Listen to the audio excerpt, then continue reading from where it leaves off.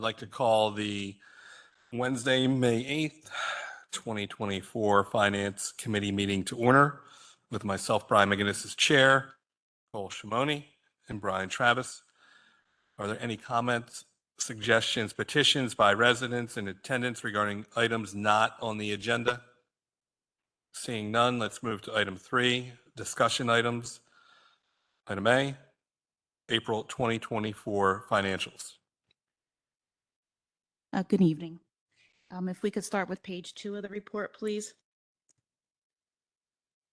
So looking at the cash balances report for April 2024, we started the month with $19,951,684. We brought in $7,886,844. We spent or transferred between funds $3,771,436. This leaves us with an ending cash balance of $24,067,92. Of that amount, $9,246,376 is for restricted purposes, $3,961,523 for reserve, and $10,859,193 for general operations. Moving over to the financial highlights for the year ended April 30th. Line items should have about 67% remaining at this point in time. Looking at the general fund, which is admin, IT, housing, public works, and police. Overall, all departments are meeting their targets. On the revenue side, our real estate taxes, we're at an 86% collection rate through April 30th. EIT is right on target. We've collected $2 million year to date. D transfer, which has been an ongoing revenue line item, which, there is some concern there. Right now, we're only at a 24% collection rate, so I am cautiously optimistic for that line item. Just a note for certs that are coming through the department. So far this week, we've had 4 and we have 12 more in queue. So we are seeing an uptick in home sales. One other line item to mention is interest income. We are beating our target year to date. We are $4,600 over budget, which through April is pretty good as well. There's no major line items that are over budget, except for the ones that we had mentioned last month, the legal, other, and capital expense. Moving over to the sewer fund, overall, the department is meeting target. The monthly sewer billing is at a 56% collection rate. Did you have a question? I did. Bill, could you blow this up a little bit? We're not even on the right page.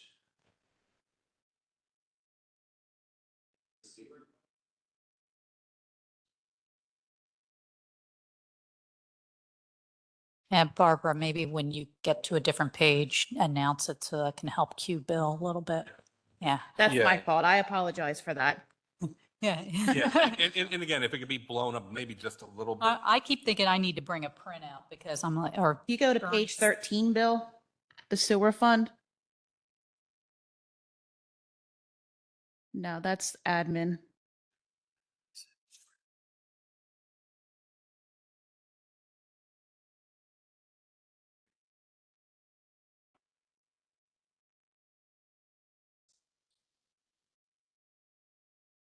Yes. Thank you. So again, sewer fund overall is meeting target both on the revenue and the expense side. Just a note that monthly sewer billing is at a 56% collection rate. If we could move over to the parking department, which if you go down and then one more page, please. Overall, both parking revenue and expense are meeting target. One line item I wanted to point out that is trailing budget at this point in time based on cash basis accounting is the parking garage revenue. Year to date, we've only collected $356,894. If you compare that number to this point in time last year, we were at $650,916. So pretty big difference there. We know why that is, or what particular garage is going to be short? think part of the reason might be there's a payment that year-to-date actual 356,894 looks like 3 months of payment. Because the garages have been averaging a little over 100K per month. So there might be a fourth payment that just hasn't been booked yet that didn't make it onto the financial statement. Is that? That still might be low Fair though. explanation. It's still in like maybe 500,000. It's still less. We are than behind 1. on garage revenue for sure. Yeah. Sorry.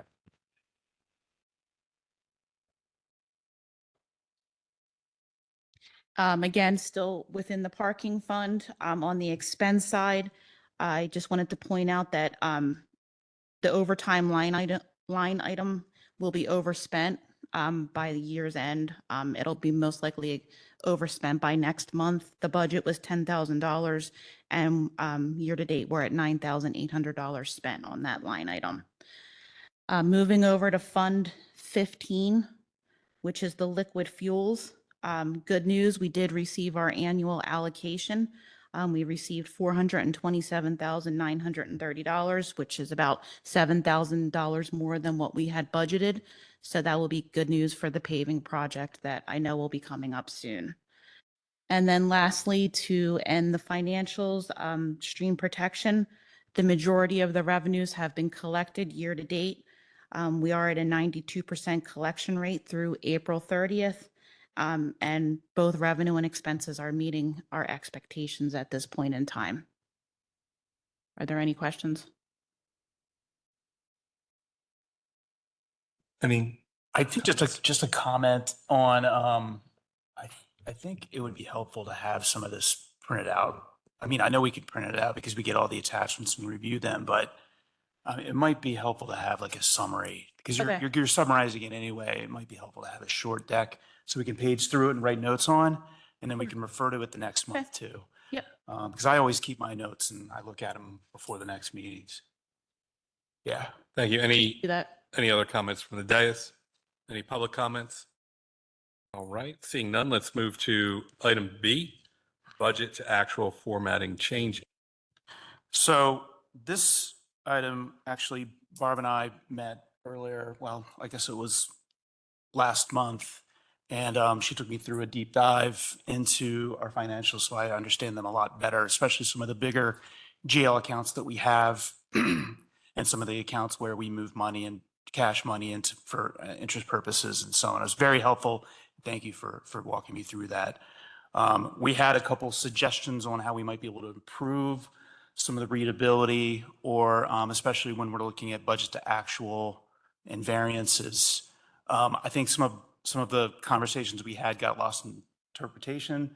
So we're not going to look at something today, but we're going to give it another shot for next time. So we'll take that off the table. Thank you. Let's move to item 4, action items A, and these are all purchasing approvals. Number 1, Goose Creek Electric Substation.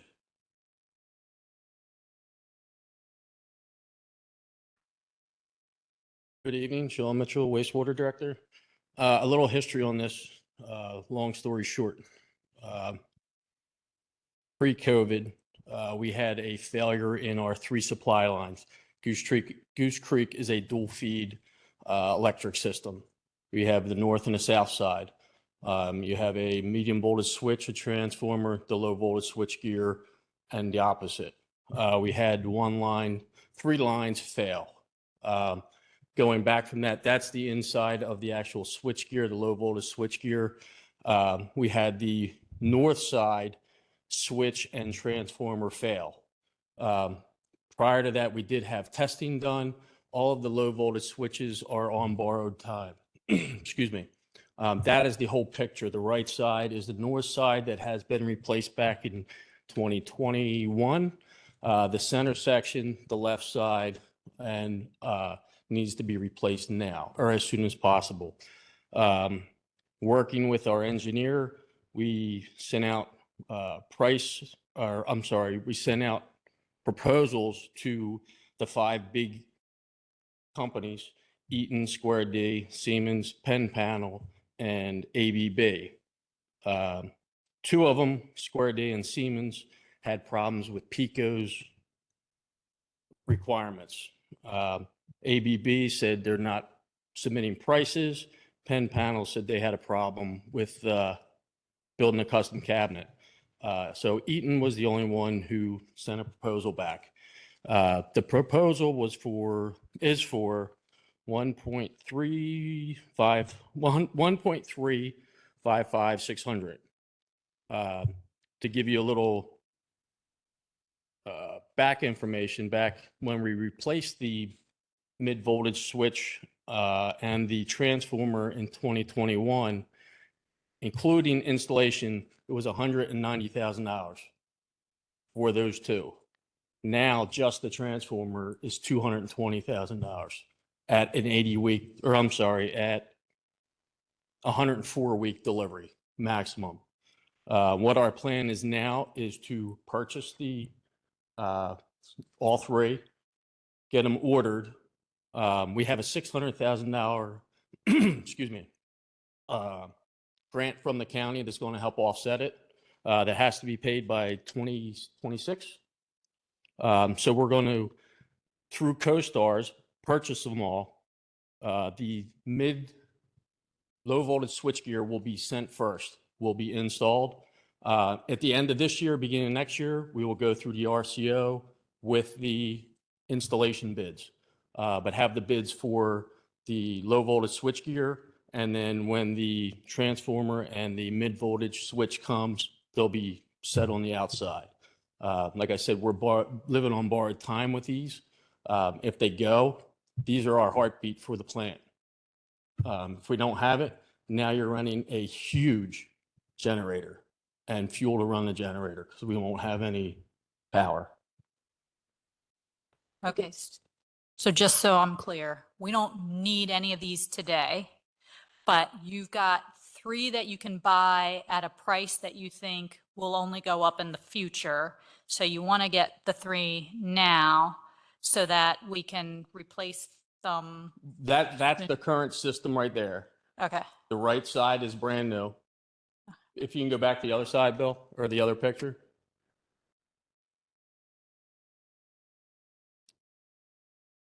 Okay, that would be the center section, the large side.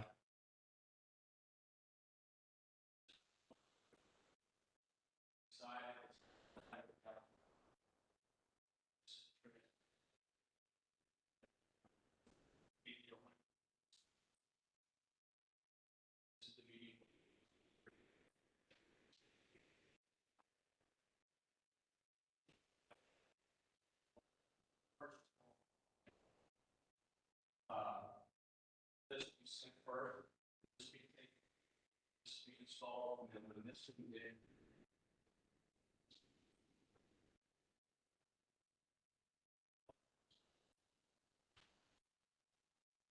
Thank you. And when do you expect the project to go out to bid for the installation? Right now, we're looking at either the end of this year or very beginning of next year. We're trying to get it close to, so there's not a long period of time in between. Right. Because we had a problem with that. We were going to try to go out to bid for it. No contractor wanted to say, yeah, I'll give you this price and I'll install it in 2 years. So they Right. didn't want to go off of that. No, I think this makes sense. I did hear your justification last night at the Public Works meeting, and I do think it makes sense. I think the sooner the better. So I'm for it. Are there any objections? No. And it's just like anything else. And if you heard with the fire trucks, you got to get in now. If you want it, it's 4 years down the road. Right. If you don't get in now, the longer it's going to be you're going to stand in line. Right. Any public comment? All right. I think we're good to go. Moving forward you. with that. You're welcome. Item 2, $15,400 to Horgan Tree Experts, Goose Creek Treatment Maintenance. So this purchase is for creek debris cleanup at Goose Creek. This will be coded to the tree line item budget, and this is purchased through a contract with Hogan, which is dated 12/20/2023, and the contract runs from January 1st, 2024 through 12/31/2024. Thank you. Any comments from the dais? Public comments? Any objections? Seeing none, let's move to item 3, $13,821 to 3B Services. So this is a wastewater expense. It's to replace one section and re-gasket the boiler. And I apologize if I'm not saying this correctly, Sean. Per our purchasing policy, items between $4,000 and $10,000 are required to have 3 quotes attached. The wastewater department was only able to get 1 quote, and the quote that they received was over $17,000. The other issue with this is it is over $10,000, and it's not typically, a repair is not sent out to bid, so we have that exception as well for this. All right, thank you. Any comments? Public comments? Any objections? All right, we could call that 3-0 moving forward. Item 4, $12,540 to USALCO. This is for phosphorus removal at the Taylor Run plant. It is a budgeted expense, and it is being purchased through a contract that is dated 3/20/24 and ends 3/31/2025. Thank you. Any comments? Public comments? Any objections? Seeing none, we can move forward with that item. Item 5, $12,000 additional allocation to the Civil Service Commission. Hi, I'm Josh Lee, the Chief of Police. I'm here, I guess you could say, on behalf of the commission, the Civil Service Commission, who is over their $10,000 budget because of a mix of legal fees, promotional testing, new hire testing.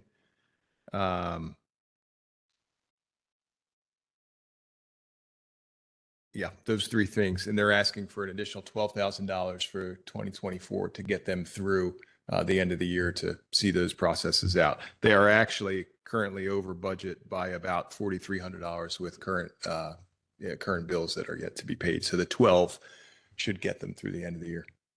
Thank you. Any comments? Public comments? Any objections? Seeing none, item 5, we're good to go. Let's look at B, motion to direct the solicitor to prepare an amendment to the administrative code, Chapter 3-25, Administrative Purchasing System, increasing dollar limits for bidding and telephonic bids to the PA standards. So I'll just set the background for this. Just going over the purchasing policy. Any purchase over $2,500 does require a PO. A PO is an approval to purchase an item. That PO is submitted to the finance director, where I review for budgetary purposes and to make sure that everything that is needed is attached to that. After I put my stamp of approval on that, it then goes to the borough manager for his final review. Purchases between $4,000 and $10,000 require 3 quotes to be attached. And it's most recommended that, you try to purchase these items through a CoStars or similar pricing vendor. And then items over $10,000 do require a formal bid. One way that typically we can not get around that, but not go out to bid, is if it's purchased through CoStars. But the item that we had, one of the last items under purchasing approvals, that purchase wasn't being done through a CoStars vendor. And then last year we had some additional requirements on the $10,000 line item to need a borough council's approval. That being anything that's purchased through CoStars or a similar state contract needs your approval.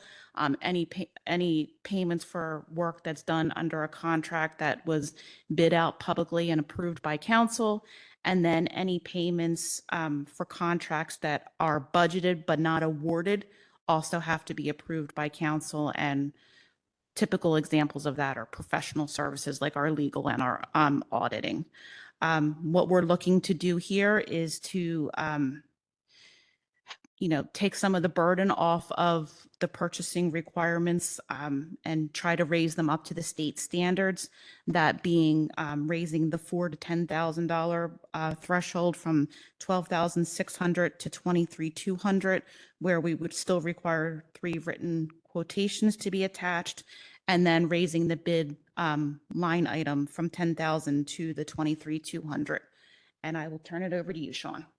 Thanks, Barb. I think you did a real great job. The only thing I want to stress is that with we're not proposing we change anything about the top part of this attachment, how we purchase things. We're still going to require POs over 2,500. We're still going to bring things to council that are over 10K. We just want to change the thresholds for 3 quotes and the thresholds for formal bidding to index them to the state standards, which creep up year over year. They're set every year in January. And I believe we did talk about this last year in the Finance Committee meeting for my colleagues that weren't. I think it is a good thing. Any comments? Just a question, is this to save some administrative paperwork, extra time? I know we're moving up to a standard, but I'm trying to figure out what the benefit is. Benefit is that we would do less, we'd have to do less paperwork, we'd have to get less 3 quotes. Yeah, okay, because so it's- we could cover the $7,000-8,000 purchases that way. Gotcha. And the bidding is quite expensive to do in terms of time and resources. So I'm all for pushing that limit up. Any public comment? Any objections? Seeing none, we can move forward with that item. Item C, approve the updates to the borough fee schedule. So you have a copy of the current fee schedule. I know it's hard to see on this particular copy, but if you looked at the one online, you can see certain items that are in yellow that we're looking to change. I'm just going to give you a summary of all the changes that we're looking to make. So if you were to look under the section meters, we want to consolidate some of the wording there to read parking on all street and surface lots. There's no change to the rate. It's just changing the wording to be, more current with what we're doing. We are looking to add a new section, posting reservations. This is a new section on the fee schedule. It's removing items under meter bags on this fee schedule and consolidating some of that language. And we are looking to add a sign fee that was previously not on this fee schedule, and the cost for that would be $1. Under parking lots, we're looking to change the Chestnut Street Garage, the monthly day rate. We're looking to change that from $90 to $95, so a $5 increase. And then the section under parking lots, we're going to remove under Lot 7, Lot 6, Lot 9, Lot 10, and Lot 11. We're going to remove the $1.50 per hour for the kiosk rate. Under miscellaneous, we would like to add a $50 tax certification fee. This fee is in line with stream protection and the sewer certifications as well. Also, under the public EV charging, we're looking to change this rate from 75 cents an hour to $1 an hour. And then the last thing we'd like to add to this schedule is under miscellaneous, a return check fee. So that would be for any checks that come back to us for NSF funds or anything else, to charge customers $10 for that. Thank you. Any questions? Just as the $10, is that enough to cover? I thought NSF fees were higher than $10. I would actually like it to be $35. That's typically what we get charged by, our bank. We should make it $35. Yeah, I would like it to be $35, but this was if we could cover our cost, I think that's always a good thing. Yeah, I'm okay with covering the costs. I mean, is this because it was 0 and like people are going to come in and complain and like? It's something that we've never had on here, but we do incur costs, and we're trying to be transparent and make sure that we're accounting for every charge that could potentially charge someone. So that was kind of the idea behind that. Okay. With that, Sean, are we allowed to update that cost from $10 to $35 on this document? Or does it need to be publicized again? You could make a motion to approve the schedule you're looking